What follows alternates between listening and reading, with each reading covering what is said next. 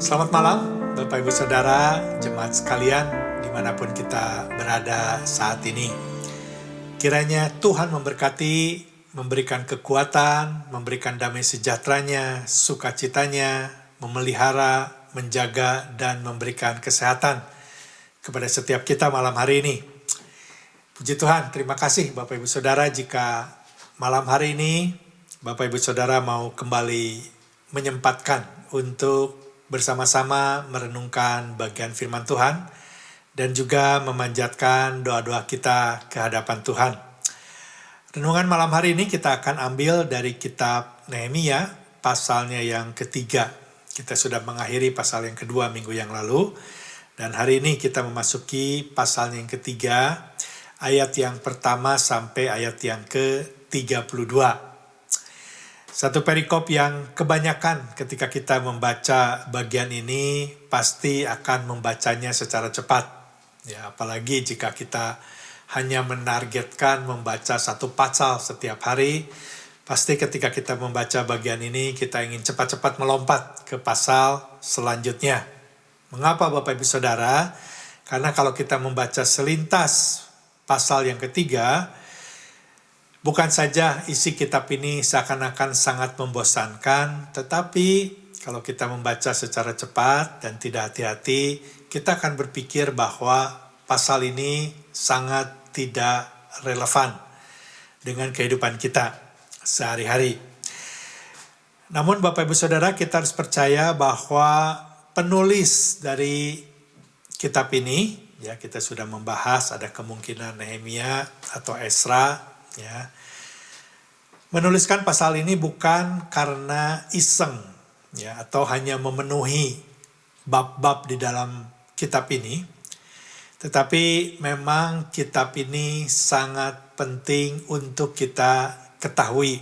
Kita harus percaya Bapak Ibu Saudara, jika seluruh isi Alkitab diinspirasikan oleh Allah kepada para penulis, maka kita harus memiliki iman dan percaya yang sama bahwa Nehemia pasal 3 merupakan bagian yang sangat penting yang Tuhan ingin setiap kita mengerti dan memahami. Ya. Sejarah membuktikan justru bahwa pasal ini merupakan pasal yang paling penting di dalam Perjanjian Lama, di dalam menentukan topografi dari Yerusalem. Itu berdasarkan literatur yang saya baca. Ya. Nehemia pasal 3 merupakan perikop yang bisa menjawab tanda tanya kita, bagaimana mungkin Nehemia bisa menyelesaikan tembok Yerusalem atau memperbaiki tembok Yerusalem dengan pintu-pintu gerbangnya hanya dalam waktu 52 hari. Ya. Satu perikop yang mengajarkan bagaimana seharusnya kita hidup berkomunitas dengan lingkungan di sekitar kita. Perikop yang mengajarkan bagaimana kita seharusnya bekerja sama di dalam membina dan menjalankan bahtera rumah tangga kita. Ya, tentu ini berkaitan dengan hubungan suami istri, orang tua anak, mertua dan menantu. Perikop yang mengajarkan bagaimana seharusnya kita berjemaat, bergereja selaku tubuh Kristus.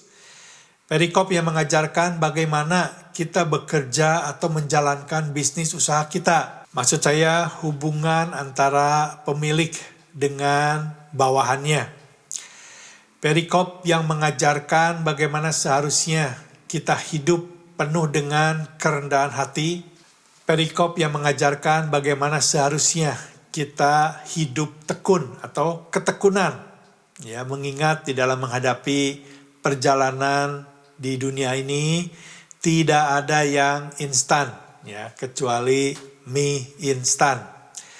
Perikop yang mengajarkan tentang ketulusan hati, keterbukaan, dan tentu saja Bapak Ibu Saudara, yang terpenting adalah makna rohani di tengah-tengah pembangunan tembok Yerusalem secara fisik, tetapi kita bisa mendapatkan makna rohani yang sangat dalam yang berbicara tentang langkah-langkah kehidupan orang percaya dimulai dari penebusan dan hidup di dalam pengudusan, termasuk bagaimana kita berperang secara rohani.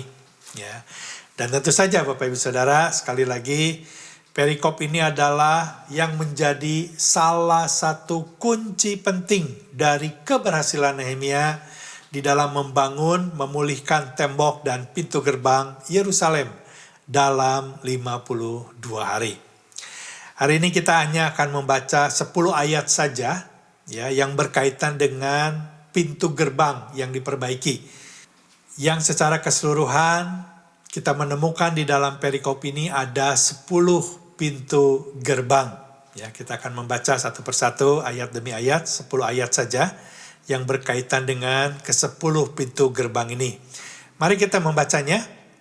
Ayat yang pertama berbicara tentang gerbang domba. Nehemia pasal 3, ayatnya yang pertama. Maka bersiaplah imam besar Eliasib dan para imam saudara-saudaranya, lalu membangun kembali pintu gerbang domba. Mereka mentahbiskannya dan memasang pintu-pintunya. Mereka mentahbiskannya sampai menara Hananael. Yang kedua, gerbang ikan. Ayatnya yang ketiga. Pintu gerbang ikan dibangun oleh Bani Senea. Mereka memasang balok-balok, lalu memasang pintu-pintunya dengan pengancing-pengancing dan palang-palangnya. Pintu gerbang lama, ayat yang ke-6. Pintu gerbang lama diperbaiki oleh Yoyada bin Paseah dan Mesulam bin Besoja. Mereka memasang balok-balok, lalu memasang pintu-pintunya dengan pengancing-pengancing dan palang-palangnya. Keempat, gerbang lebak, ayat yang ke-13. Pintu gerbang lebak diperbaiki oleh Hanun dan penduduk Zanoah. Mereka membangunnya kembali dan memasang pintu-pintunya dengan pengancing-pengancing dan palang-palangnya. Pula tembok diperbaiki sepanjang 1000 hasta sampai pada pintu gerbang sampah. Ayat yang ke-14 berbicara tentang gerbang sampah. Pintu gerbang sampah diperbaiki oleh Malkia bin Rehab, penguasa wilayah Bet Kerem. Ia membangunnya kembali dan memasang pintu-pintunya dengan pengancing-pengancing dan palang-palangnya. Gerbang ke-6, gerbang mata air, ayat yang ke-15. Pintu gerbang mata air diperbaiki oleh Salum bin Kol-Hoze, penguasa wilayah Mizpah. Pintu gerbang itu dibangunnya kembali, diberinya atap dan dipasangnya pintu-pintunya dengan pengancing-pengancing dan palang-palangnya. Juga diperbaikinya tembok kolam penampung air saluran dekat Taman Raja sampai pada tangga-tangga yang menurun dari kota Daud. Pintu gerbang yang ke-7, gerbang air, ayat yang ke-26. Sampai di depan pintu gerbang air di sebelah timur dan di depan menara yang menonjol. Adapun para budak di bait Allah tinggal di Ofel. Pintu gerbang ke-8, gerbang kuda, ayat yang ke-28. Mulai dari pintu gerbang kuda, para imam mengadakan perbaikan masing-masing di depan pintu rumahnya. Pintu gerbang ke-9, gerbang timur, ayat yang ke-29. Di samping mereka, Zadok bin Imer mengadakan perbaikan di depan rumahnya. Di sampingnya, Semaya bin Sekanya, penjaga pintu gerbang timur. Gerbang yang terakhir, pintu gerbang pendaftaran atau inspeksi, ayat yang ke-31.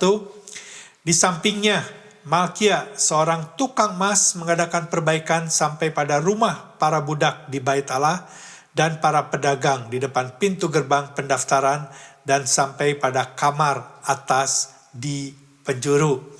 Berbahagialah setiap kita yang haus dan lapar akan kebenaran firman Tuhan, menelitinya, memahaminya, dan berusaha dengan pertolongan Allah Roh Kudus melakukan kebenaran-kebenaran firman Tuhan. Mari kita berdoa sebelum kita mendengarkan bagian firman Tuhan ini.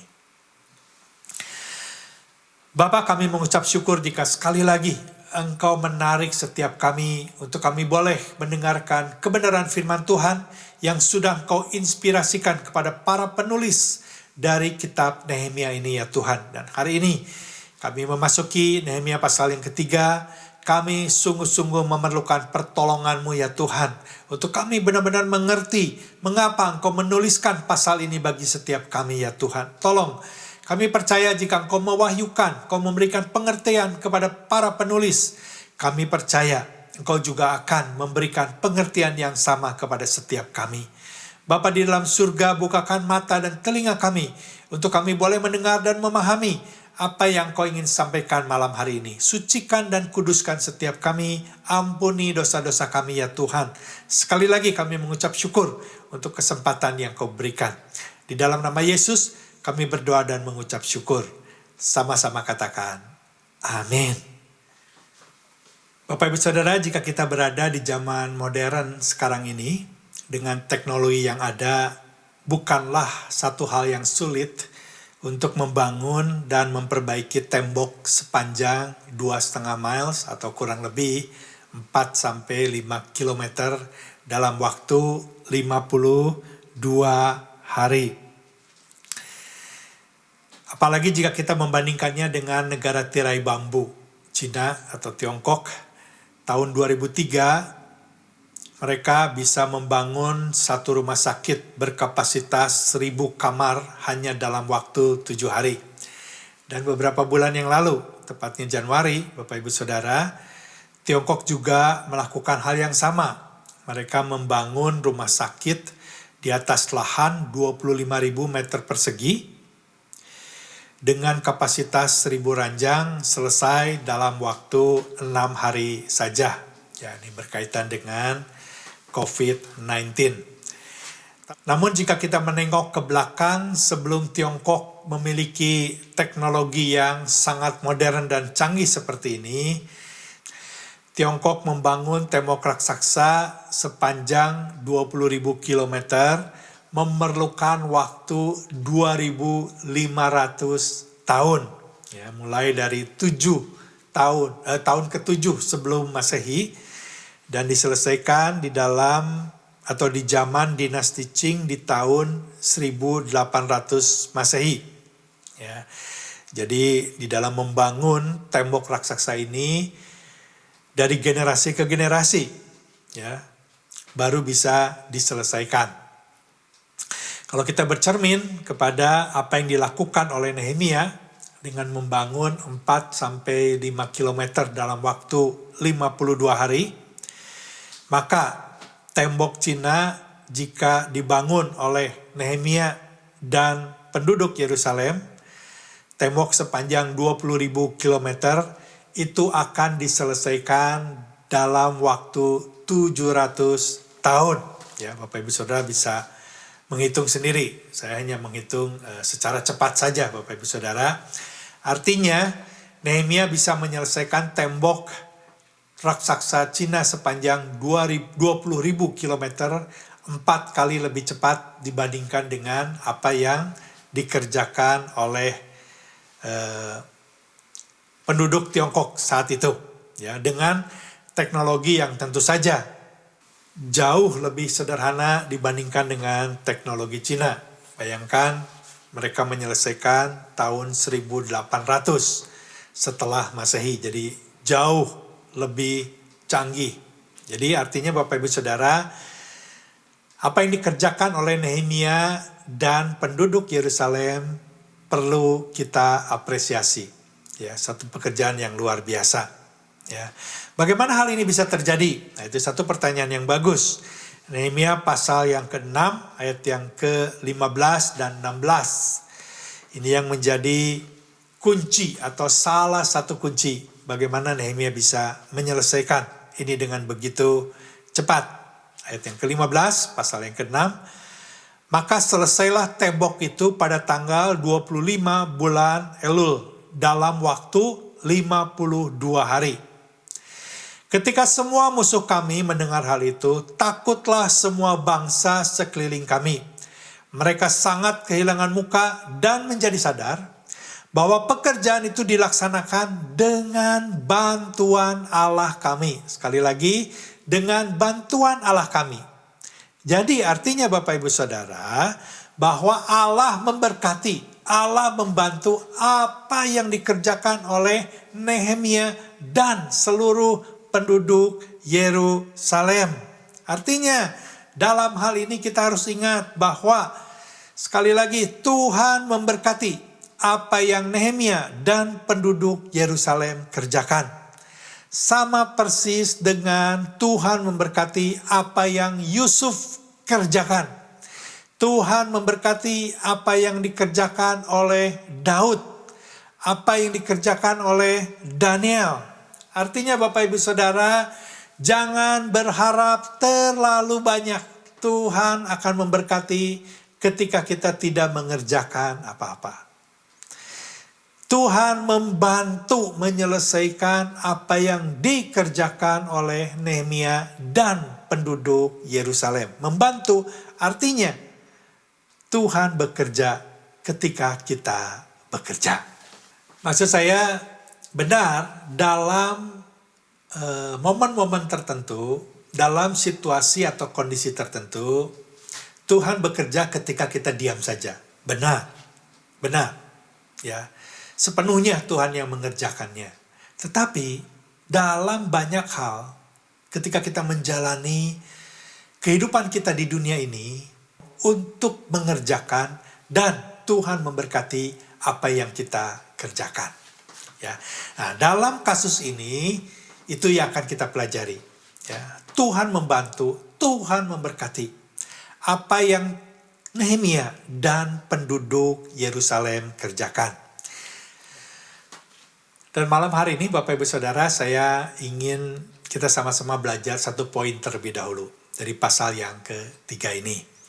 Seperti sudah saya kemukakan tadi Bapak Ibu Saudara, kalau pasal ini kita baca secara perlahan-lahan, kita mencatat poin-poin penting, ada beberapa kata yang diulang berkali-kali, berarti itu merupakan kata yang sangat penting, ya. Seperti kata di sampingnya, di depan rumahnya, ya. Ada banyak yang diulang-ulang kata-kata seperti itu. Kita akan bisa membayangkan sebenarnya apa yang terjadi ketika itu di kota Yerusalem. Kita bisa memahami situasi dan kondisi yang sedang terjadi saat itu, ya. Ketika Nehemia membagikan visi yang Tuhan tanam di dalam hatinya kepada penduduk atau para pejabat terlebih dahulu, para pemuka agama, para penguasa di kota Yerusalem, dan mereka langsung menangkap visi daripada Nehemia ini karena mereka langsung disadarkan, Bapak Ibu Saudara, sekali lagi disadarkan bukan karena mereka tidak tahu, ya. Saya percaya ini waktunya Tuhan. Ya, Tuhan bekerja secara luar biasa. Tuhan menanamkan visi dan misinya ke dalam hati Nehemia. Dan ketika Nehemia mengemukakan visi yang Tuhan tanam di dalam hatinya, ada kuasa yang keluar dari mulutnya, sehingga menyadarkan penduduk kota Yerusalem betapa pentingnya membangun kembali atau memperbaiki tembok Yerusalem dan pintu gerbangnya. Ya. Saudara bisa membayangkan, ketika mereka keluar rumah, ini setelah disadarkan Bapak Ibu Saudara, ketika mereka keluar rumah, mereka melihat tembok yang ada di depan mereka dalam keadaan rusak. Mereka sadar bahwa ini sangat berbahaya bagi mereka.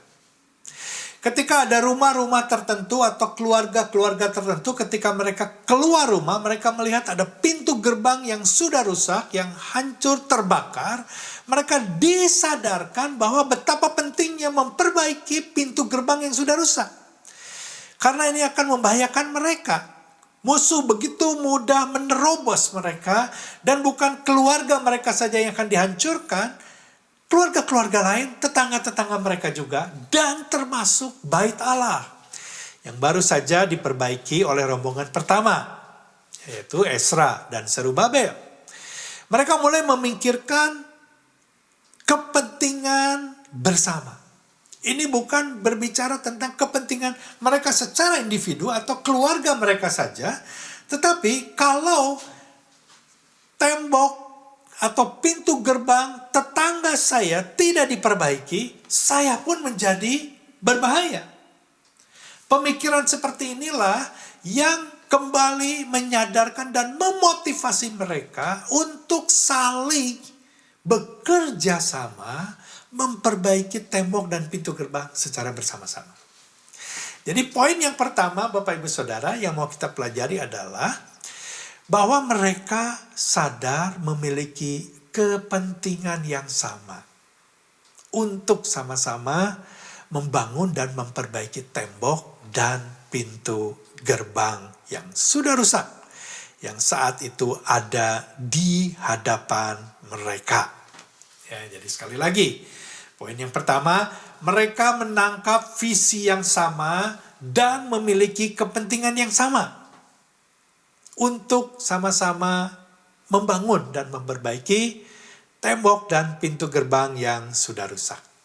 Inilah yang menjadi poin pertama yang akan kita pelajari malam hari ini Bapak Ibu Saudara sebagai kunci sukses atau salah satu kunci sukses dari Nehemia dan penduduk Yerusalem di dalam membangun tembok dan pintu gerbang atau memulihkan, memperbaiki tembok dan pintu gerbang Yerusalem.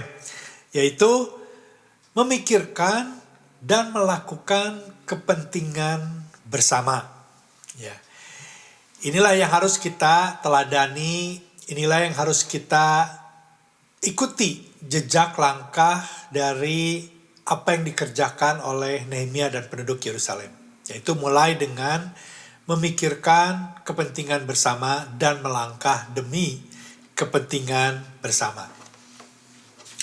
Saya kira ini sangat relevan dengan keadaan kita sebagai tubuh Kristus, sebagai anggota tubuh Kristus, sebagai jemaat, sebagai orang percaya, khususnya yang tergabung di dalam sebuah gereja.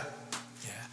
Saya kira Bapak Ibu Saudara, kalau saja jemaat mula-mula di Korintus sadar bahwa mereka harus mementingkan kepentingan bersama, bukan kepentingan pribadinya. Kalau saja mereka sadar dan melakukan untuk hal-hal yang demi kepentingan orang lain, bukan mengutamakan kepentingan pribadi, maka Paulus tidak perlu membuat surat Korintus yang isinya menasehati atau mengingatkan agar mereka saling mendahulukan kepentingan bersama.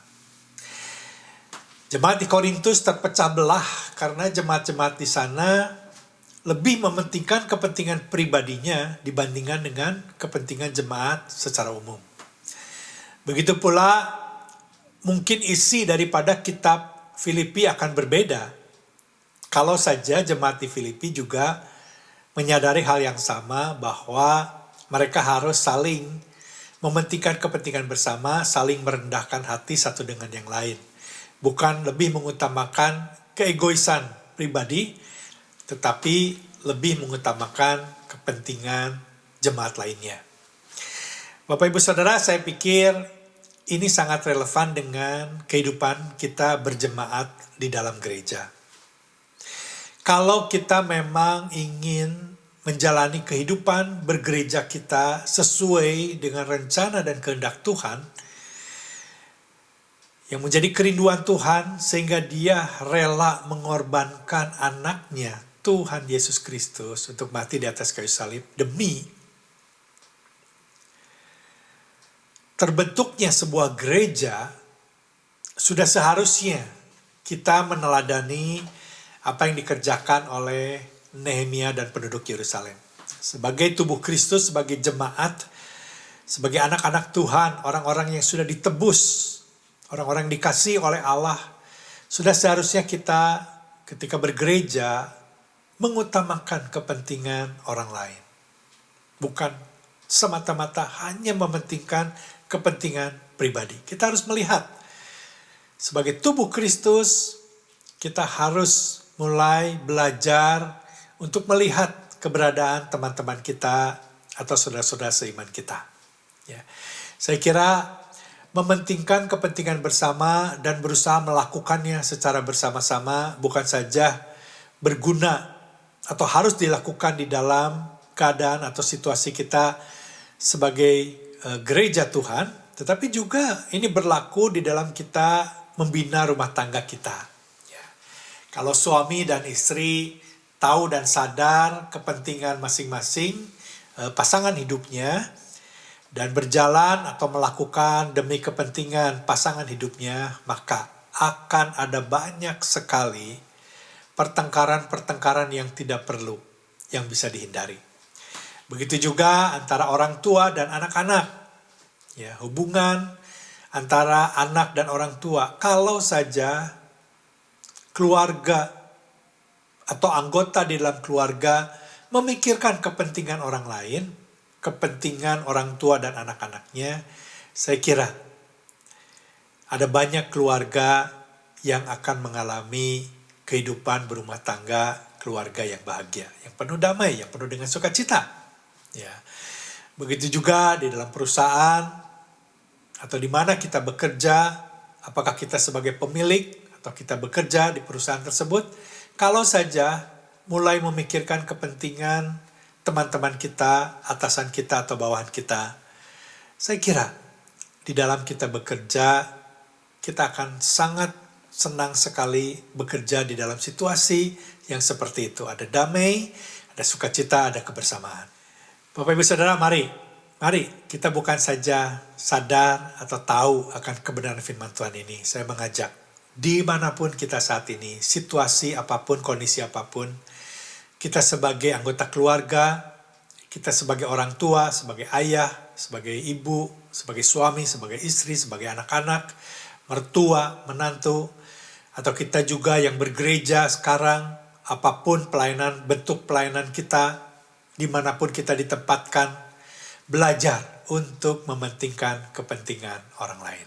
Saya percaya, hanya dengan demikian, maka nama Tuhan akan dimuliakan. Dan kita menjalani kehidupan ini dengan penuh damai sejahtera, dengan penuh sukacita, dan dengan antusias, lebih semangat di dalam kita mengikuti Tuhan. Amin Bapak Ibu Saudara. Mari kita berdoa. Tuhan yang ada di dalam surga, Allah yang Maha Pengasih, dengarkanlah doa-doa kami ini. Sebentar lagi kami akan merayakan Jumat Agung dan Paskah. Biarkanlah hari-hari menjelang perayaan itu, hati kami semua dipersiapkan untuk merenungkan akan pengorbanan-Mu di atas kayu salib untuk menebus dosa-dosa kami. Ampunilah kami atas segala dosa dan perbuatan kami, supaya tidak sia-sialah pengorbanan-Mu sehingga Engkau harus mengalami semuanya itu. Dan buatlah kami bertobat dan kembali ke jalan yang benar sesuai firman-Mu. Bila saja pada saat-saat ini masih ada di antara kami yang masih melakukan perbuatan dosa, dan ada yang meninggalkan Engkau, tolong ya Tuhan, jamalah kami dan ampuni kami. Biarlah pertobatan terjadi menjelang Paskah, agar kami kembali kepadamu dan merayakan Paskah dengan hati yang siap. Biar kami menyambut Paskah, hari kemenangan akan penebusan dosa, bersama-sama keluarga kami dengan hati yang bersih dan kudus. Urapi hamba-hamba-Mu ya Tuhan, yang akan menyampaikan firman-Mu pada perayaan Jumat Agung dan Paskah nanti secara online. Mohon hikmat marifat Kau berikan, segala macam pengetahuan akan firman-Mu memenuhi hati dan pikiran mereka. Biarlah isi hati-Mu Kau taruh pada firman-firman yang akan mereka bawakan dan menjamah setiap yang mendengarnya, mengajar, mengingatkan, merubah, dan memberkati kami semua. Perjamuan kudus yang akan diadakan pada perayaan itu juga akan mengingatkan kepada kami semua untuk memperingati akan kasih-Mu kepada setiap kami yang akan menyambutnya ya Tuhan. Siapkan hati kami semua dengan penuh rasa hormat kepada-Mu, dengan hati yang bersih dan siap menyembah-Mu. Kami juga bawakan doa kami bagi worship leader, tim musik yang akan melayani, membawakan pujian dan penyembahan pada perayaan Paskah nanti. Siapkan setiap mereka dengan kesungguhan hati, membawa seluruh jemaat dalam suasana hati yang menyembah dalam roh dan kebenaran. Mohon urapan bagi mereka semua. Layakkan mereka melayani Engkau. Biar nama Tuhan ditinggikan dan dimuliakan dalam kebaktian nanti.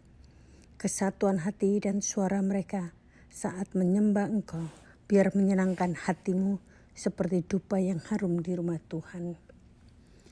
Urapi dan siapkan guru-guru Sunday School yang juga akan mengajar secara online untuk merayakan Paskah bersama anak-anak Sunday School, agar anak-anak pun bisa diberkati dan diajarkan makna Paskah dan mengenal Tuhan lebih dalam lagi. Sejak kecil, biar anak-anak mengerti akan Engkau dan hidup di dalam takut akan Tuhan. Berikan hikmat kepada orang tua mereka untuk selalu membawa anak-anak kepada Tuhan. Kami undang Engkau hadir dalam kebaktian Jumat Agung dan kebaktian Paskah nanti ya Tuhan. Biar Engkau ditinggikan, dipuja dan disembah. Biar setiap kami siap memberikan yang terbaik bagimu. Allah segala Allah, Raja segala Raja, segala kemuliaan hanya bagi Tuhan. Dalam nama Tuhan Yesus, kami panjatkan doa kami ini. Amin.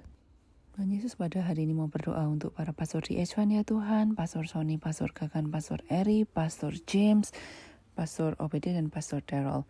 Thank you Lord buat mereka semua yang telah Engkau kirimkan di tengah-tengah kami ya Bapa. Juga mau berdoa kiranya Engkau memberikan hikmat, kebijaksanaan, dan juga bimbingan pada setiap mereka. Kiranya Engkau memberikan visi dan urapan-Mu kepada mereka dimanapun mereka berada. Berkati mereka ya Bapa, berikan mereka wisdom dalam mempersiapkan firman-Mu kepada orang-orang yang ada di sekitar mereka, orang yang belum mengenal Engkau, ataupun orang yang sudah mengenal Engkau, dan juga para jemaat ya Tuhan, terutama jemaat dalam kebaktian online, agar apa yang mereka katakan, apa yang mereka share untuk kami semua ya Tuhan, dan orang-orang tersebut, semua kata-kata itu hanya berasal daripada-Mu. Tak lupa juga mau berdoa untuk para orang-orang dan juga jemaat yang mendengarkan firman-Mu ya Bapa. Kiranya Engkau selalu membukakan hati dan pikiran supaya kami semua selalu mengingat Engkau ya Bapa, bahwa Engkau adalah Allah yang powerful, Allah yang penuh kasih, dan Allah yang adil dan selalu ada buat kita semua dimanapun kita berada. Mau berdoa kiranya Engkau memberikan hati yang sabar dan juga mengobarkan semangat pada pastor-pastor ini ya Bapa dalam pelayanan mereka, agar selalu dekat padamu. Dan mau berdoa agar Engkau juga menjauhkan mereka dari semua godaan iblis, dan juga memberikan perlindungan pada mereka, terutama dalam hal kesehatan ya Bapa. Kiranya Engkau berikan kesehatan kepada mereka dan juga keluarganya ya Bapa. Dan apabila mereka lagi dalam pergumulan ya Tuhan, kiranya Engkau mencurahkan kedamaian dalam kehidupan mereka dan hati mereka. Mau berdoa juga apabila mereka lagi ada masalah dan juga lagi feel kesepian ya Tuhan, mungkin some of them jauh dari keluarga ya Tuhan, kiranya Engkau memberikan penghiburan, penuhi hati mereka dengan kasih-Mu ya Bapa. Tak lupa mau berdoa untuk Pastor James ya Tuhan, yang sedang melakukan pelayanannya bagi narapidana Chinese ya Tuhan yang ada di Nusa Kambangan. Kiranya Engkau selalu berkati Pastor James ya Tuhan, lindungi dia, dan juga mungkin dari firman-Mu yang dia share, para narapidana tersebut dapat menyadari, bertobat atas kesalahan yang mereka perbuat ya Tuhan. Dan ya, thank you Lord, kiranya pastor-pastor ini dapat menjadi blessing and delight for the people around them. Thank you Lord, in the name of Jesus Christ we pray. Amen. Ya Tuhan, kami mau berdoa juga Tuhan untuk para senior Tuhan, khususnya kami berdoa Tuhan agar Engkau memberikan kesehatan, kekuatan, perlindungan, khususnya di tengah situasi pandemik saat ini Tuhan. Kau jauhkan setiap dari mereka Tuhan dari segala sakit penyakit yang ada, khususnya COVID ini Tuhan. Kau juga berikan kesembuhan Tuhan bagi mereka yang sakit Tuhan. Kau berikan kekuatan kembali, sehingga mereka dapat sehat kembali Tuhan seperti sedia kala Tuhan. pray juga Tuhan untuk vaksin yang ada Tuhan, agar itu dapat membantu kekebalan tubuh mereka juga Tuhan, dari segala sakit penyakit yang ada Tuhan. Father, pray juga Tuhan untuk COVID vaksin ini Tuhan, khususnya agar tidak ada negatif side effect Tuhan bagi mereka Tuhan. Kami juga berdoa Tuhan untuk mereka yang sendirian Tuhan dan terisolasi Tuhan. Kami memberikan penghiburan Tuhan melalui keluarga mereka Tuhan, ataupun melalui tetangga mereka ataupun sekitar mereka Tuhan, dimanapun mereka berada Tuhan. Kau yang memberikan penghiburan bagi mereka Tuhan. Kau juga berikan kedamaian Tuhan dan ketenangan Tuhan bagi mereka yang ketakutan dan yang menderita mungkin demensia Tuhan atau Alzheimer Tuhan. Engkau yang berikan kedamaian Tuhan bagi mereka Tuhan. Father, kami juga mau berdoa Tuhan bagi mereka Tuhan yang mengalami kekurangan finansial ataupun masalah lainnya Tuhan. Berdoa Tuhan agar Engkau yang memakai Tuhan, baik itu negara Tuhan ataupun organisasi-organisasi yang ada, organisasi sosial yang ada Tuhan, ataupun juga orang-orang di sekitar mereka Tuhan, agar dapat membantu mereka semua Tuhan. Kami berdoa Tuhan agar di tengah situasi ini Tuhan, mereka juga dapat menemukan Engkau Tuhan, dapat mempunyai hati Tuhan yang mau mendekat kepada Engkau. Dan juga kami berdoa juga Tuhan bagi senior homes juga Tuhan. Father, pray Tuhan agar Kau pakai senior yang ada Tuhan, sehingga dapat spread out gospel Tuhan kepada mereka yang belum pernah mengenal Engkau Tuhan. Kami serahkan Tuhan semua doa Tuhan saya Tuhan.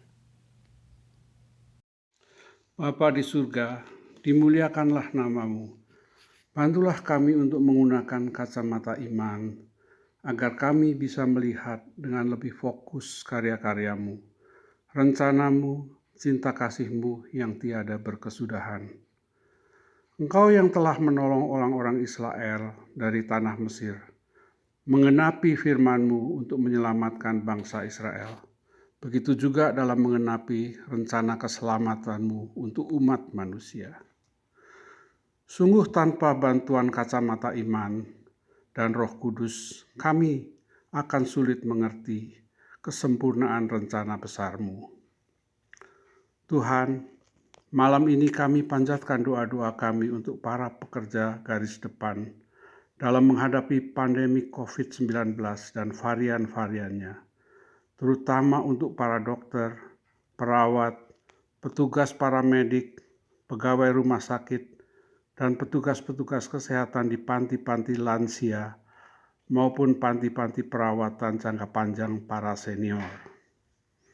Agar mereka dapat mengamalkan tugas mereka dengan penuh dedikasi, dengan semangat cinta kasih, kerelaan untuk membantu yang lemah, serta memberikan berkat dan doa bagi para pasien dalam menuju kesembuhan dan memperoleh kekuatan baru. Agar kuasa Roh Kudus dan kesembuhan-Mu dicurahkan kepada mereka, tetap sehat, kuat, dan Kau lindungi dari segala mara bahaya yang ada di sekeliling mereka. Engkau jamah agar mereka tidak stres, takut, lelah, khawatir, melainkan ada perasaan damai dan sejahtera dalam melaksanakan tugas. Bapa, kami sadar bahwa hanya dengan kedekatan hati dan melekatkan diri kepadamu, Tuhan, kami dan mereka, para petugas garis depan, dapat melewati masa-masa sulit ini, memperoleh kesabaran, pengetahuan, serta hikmat yang diperlukan. Izinkanlah kami hidup di dalam-Mu, dan Engkau hidup di dalam kami. Tuhan terkasih, Engkau pernah memberi peringatan keras agar tidak menggunakan rumah Bapa sebagai tempat berdagang, dan agar orang-orang berdosa mau bertobat dan mengikuti-Mu kembali ke jalan keselamatan. Demikian pula pandemik ini adalah peringatan agar kita semua mengikuti jalan Tuhan, jalan keselamatan sesuai dengan firman-Mu dan perintah-perintah-Mu. Tolonglah kami ya Tuhan, agar vaksin yang mulai didistribusikan dan dilaksanakan vaksinasi dapat segera mengatasi pandemik yang mengakibatkan banyak penderitaan dan kesusahan.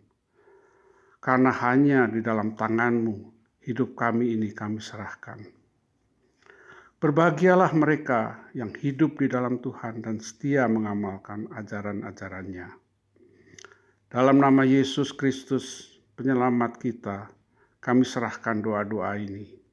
Amin. Puji dan syukur hanyalah kepada Allah Tritunggal. Terima kasih Tuhan atas penjagaan-Mu selama ini.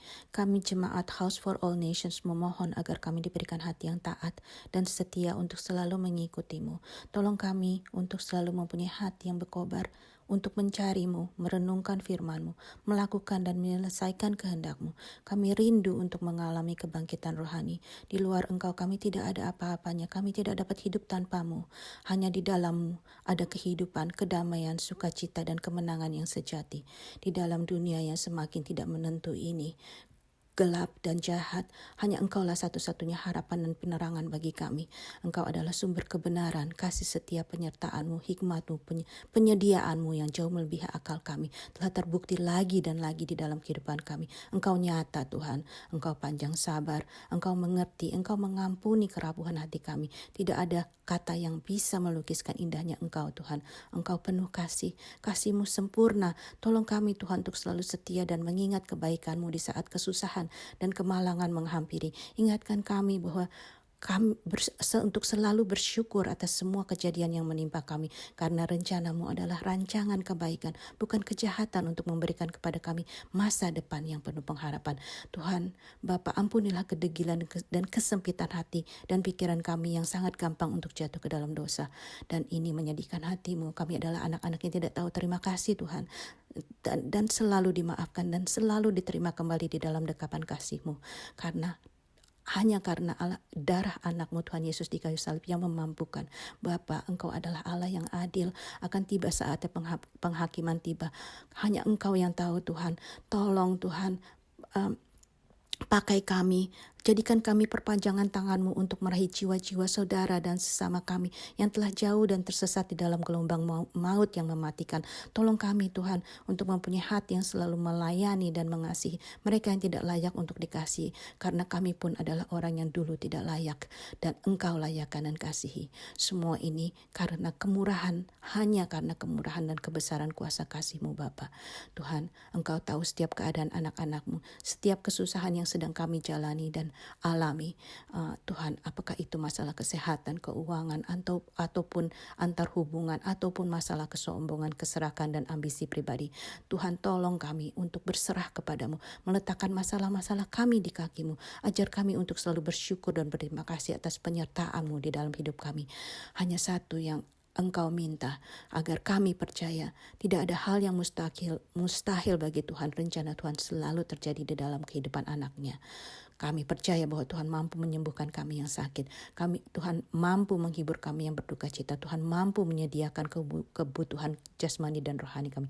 Kami percaya Tuhan mampu merubah dan menyucikan hati kami dari pengaruh dunia yang menyesatkan.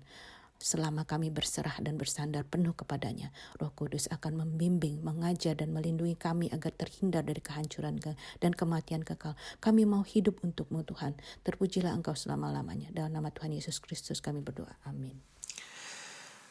Bapak, kami sekali lagi mengucap syukur untuk kesempatan yang Kau berikan di mana kami boleh menaikkan doa-doa kami ke hadapan-Mu ya Tuhan. Kami percaya sekali lagi, kalau Kau mengundang, kalau Kau meminta, untuk kami berdoa, Kau pasti mendengar dan Kau pasti menjawab sesuai dengan rencana dan hikmat-Mu ya Tuhan.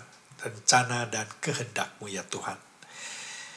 Kami berdoa Tuhan, mengucap syukur jika malam hari ini juga kami boleh belajar dari Nehemia dan penduduk Yerusalem yang hidup sebagai umat-Mu, saling mementingkan kepentingan orang lain ya Tuhan.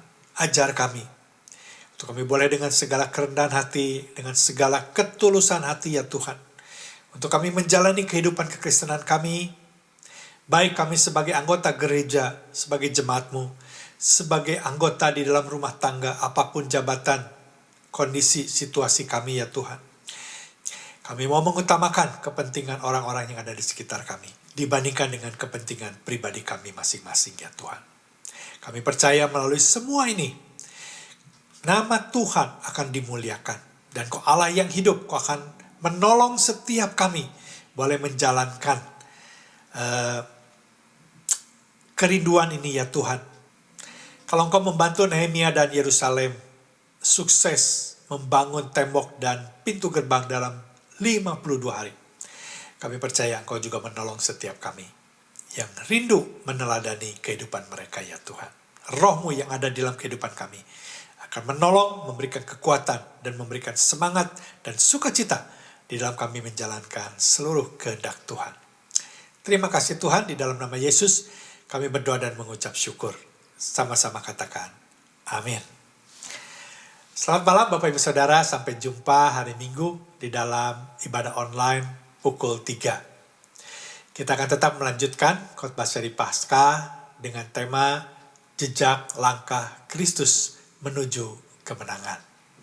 Tuhan memberkati.